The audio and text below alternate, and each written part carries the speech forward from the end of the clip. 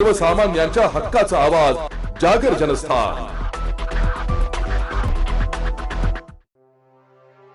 साक्री तालुक्यात होत असलेल्या अवैध वृक्षतोडी संदर्भात साक्री तालुक्यातील वृक्षमित्र परिवार व पर्यावरण बचाव समितीतील काही सामाजिक कार्यकर्त्यांनी साक्री तालुका तहसीलदारांना निवेदन दिले। अवैध वृक्षतोड मोठ्या प्रमाणात सुरू आहे, याला आळा बसावा यासाठी अनेक सामाजिक कार्यकर्त्यांनी वेळोवेळी संबंधित यंत्रणेला कळवले, परंतु यावर संबंधित यंत्रणा कुठलाही कारवाई करण्यास धजत नाहीये।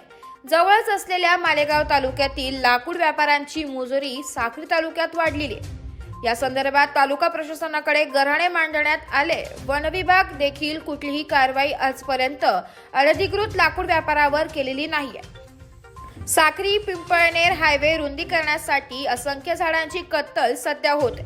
सुमारे 50 वर्षांपूर्वीची वडाची, लिंबाची, पाताडीची झाडे निर्दयीपणे कापली जात आहे।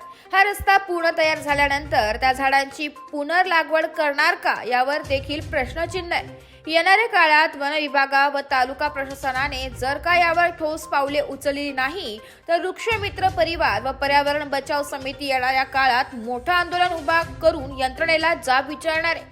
यासाठी अन्नत्याग, उपोषण किंवा रास्ता रोको करण्याची जरी वेळ आली तरी सर्व सामाजिक कार्यकर्ते, वृक्षमित्र परिवार, पर्यावरण बचाव समिती सर्व कार्यकर्ते आपली भूमिका घेतील व होणाऱ्या परिणामाला वन विभाग व तालुका प्रशासन जबाबदार राहील। जागर जनस्थानसाठी प्रतिनिधी चंद्रशेखर अहिरेराव, साक्री।